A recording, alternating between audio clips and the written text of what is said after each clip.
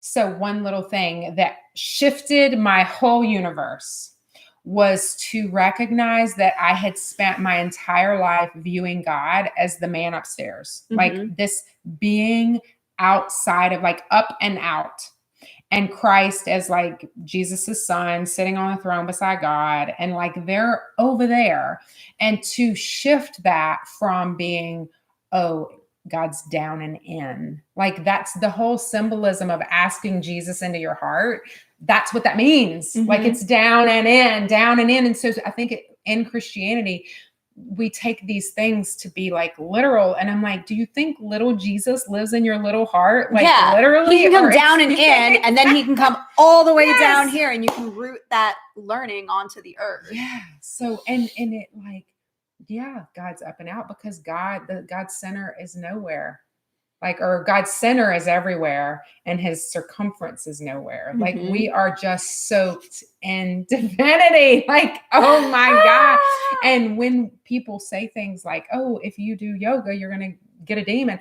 Well, my response to that is, if the God you serve is that small and that afraid, like, I don't want to say then to that if, but like, come on. Be aware of the limitations that you place on the omnipotent. Because basically we're living in fear, and perfect love casts out fear. I mean, like, love, God is love. Like, press into love, press away from fear, and watch your life literally explode in goodness. That's all I can tell you. I want to share baby's first exorcism while we still have some life on the battery. Okay. So this was shortly after the major trauma in my marriage. And sorry for being evasive, but it's, it crosses my boundary of vulnerability of what I want to share. Yeah. And my ex and I were in a panic. We're like, oh my God, you're going to get deported. I'm going to have to go with you. Like, our whole lives are going to just unravel. And we walked into a church, and I have like my Dasani bottle, and I'm like, we're going to get holy water and we're going to bless the whole house. I love it. And so I run into this church with my crumpled up bottle from like the floor of my car. I go to fill it up in the baptismal font, and a priest walks over to us. I assume all church officials are priests. I know they're not, but I don't know what denomination this church was. Something with a baptismal font. And he comes over and he goes, our church is closed. And I burst into tears. Like, all of it just comes out. And where it was like this kind of anxiety before, like now it's starting to release. And I'm like, we're being threatened. And he takes the palm of his hand and he places it onto my forehead here.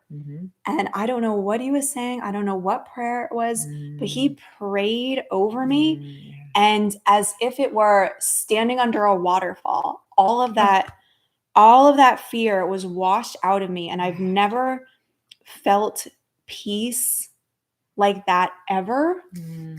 And that became my pathway of like, now I have a template. Now I have like a stencil of how to get there. Yeah. And so that was my first exorcism. And I'm so grateful for it, because we're all walking around with our demons all day long. And we can address them and turn in and meet the need. For me, it was, I needed to be held, and like, I needed someone to let me know that it was all going to be okay. I love that. Yeah. Oh, that's so good. So that was my first exorcism. And that was also my map, my working map. Back to God. Yeah. And like you saying that, kind of thinking of the whole idea of like, God is down and in, Christ is down and in. Well, we have this idea also that like these demons are like little munchkins outside of us trying to attack us.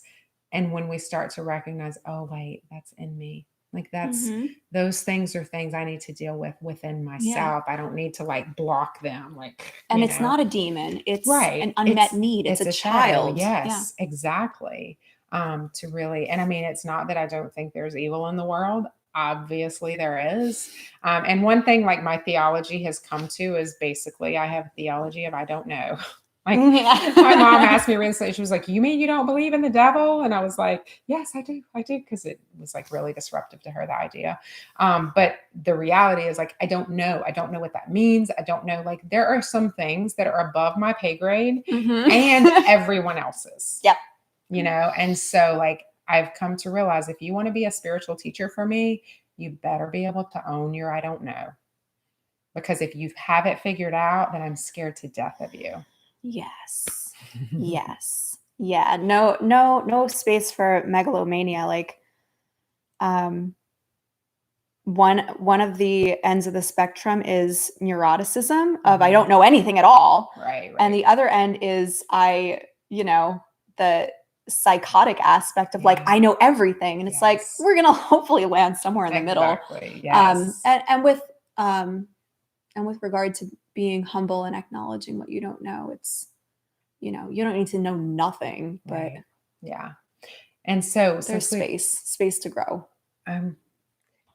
So one thing I used to love about church, the last church that I was part of, is that at the end of the sermon, they would give practical tips. My husband loved that so much because it was like before we were part of that, like you heard a sermon, you really had no clue when you left. We're like, what am I supposed to do with this kind of thing?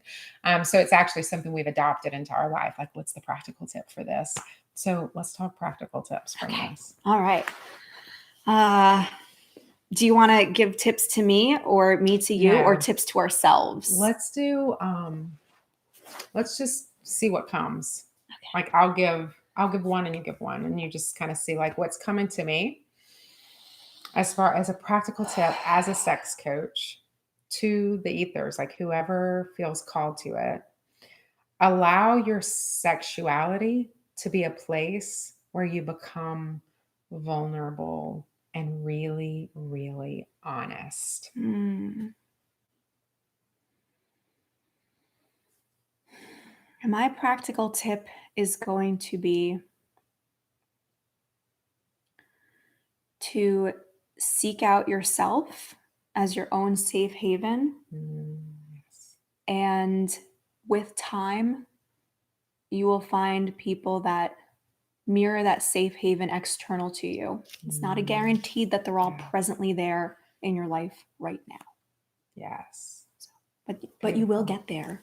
Yes, you definitely will. And it's all about intention and just stepping, like being willing to be a beginner, step on the path of growth and like trust your next yes.